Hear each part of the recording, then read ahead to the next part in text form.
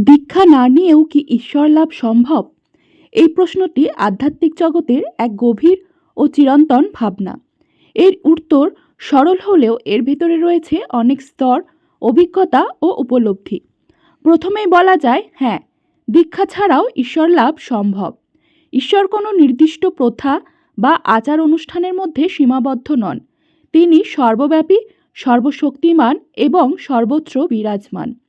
তাই কেউ যদি সত্যিকারের ভক্তি, নিষ্ঠা ও ভালোবাসা দিয়ে তাকে স্মরণ করে, তবে তিনি অবশ্যই সেই ভক্তের কাছে নিজেকে প্রকাশ করেন। হিন্দু শাস্ত্রে ভক্তির শক্তিকে সর্বোচ্চ গুরুত্ব দেওয়া হয়েছে। যেমন ভগবদ্গীতাতে বলা হয়েছে, যে ব্যক্তি একাগ্রচিত্তে ভক্তি করে, ঈশ্বর তাকে গ্রহণ করেন। এখানে দীক্ষার কথা সরাসরি বাধ্যতামূলক বলা হয়নি, বরং ভক্তির গুরুত্বকেই বেশি তুলনা ধরা হয়েছে।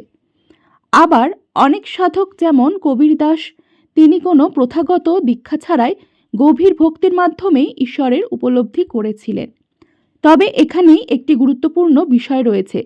যদি দীক্ষা ছাড়া ঈশ্বর লাভ সম্ভব, কিন্তু সেই পথটি অনেক সময় কঠিন, অনিশ্চিত এবং বিভ্রান্তিকর হয়ে উঠতে পারে। কারণ আধ্যাত্মিক পথ সহজ নয়। এখানে নানান ধরনের মানসিক বাধা, সন্দেহ, অহংকার ও ভ্রান্ত ধারণা আসতে পারে। এই জায়গায় একজন গুরুর ভূমিকা অত্যন্ত গুরুত্বপূর্ণ হয়ে ওঠে।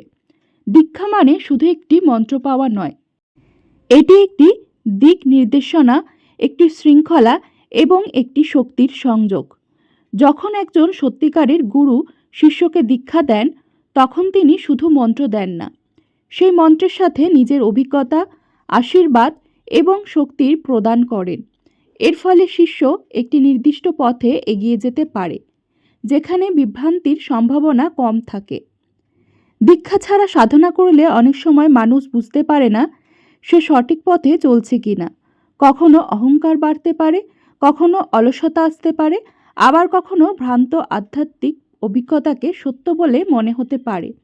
এইসব সমস্যার সমাধান করতে গুরুর দিশা খুবই গুরুত্বপূর্ণ। অন্যদিকে দীক্ষা গ্রহণ করলে সাধনা একটি নিয়মের মধ্যে আসে। মন্ত্র জপ, ধ্যান, আচরণ সবকিছু একটি নির্দিষ্ট কাঠামোর মধ্যে থাকে। এর ফলে মন ধীরে ধীরে শুদ্ধ হয় এবং ঈশ্বরের প্রতি আকর্ষণ বাড়তে থাকে। তাই বলা যায়, দীক্ষা হলো একটি শর্টকাট নয়, বরং একটি সঠিক পথনির্দেশ। তবে এটাও মনে রাখা জরুরি যে শুধু দীক্ষা নিলেই ঈশ্বর লাভ নিশ্চিত হয়ে যায় না। যদি কেউ দীক্ষা নিয়ে কিন্তু কোনো সাধনা না করে, মন্ত্র জপ না করে বা জীবনে কোনো পরিবর্তন না আনে, তাহলে সেই দীক্ষার প্রকৃত ফল পাওয়া যায় না। অর্থাৎ দীক্ষা হলো শুরু, কিন্তু শেষ নয়। সবশেষে বলা যায়, দীক্ষা ছাড়া ঈশ্বর লাভ সম্ভব যদি ভক্তি গভীর ও সত্য হয়। কিন্তু দীক্ষা সেই পথকে সহজ, স্পষ্ট ও নিরাপদ করে তোলে। এটি অনেকটাই এমন, দীক্ষা ছাড়া নিজের মতো করে অন্ধকারে পথ খোঁজা, আর দীক্ষাসহ একজন অভিজ্ঞ পথপ্রদর্শকের সঙ্গে আলোয় পথ চলা।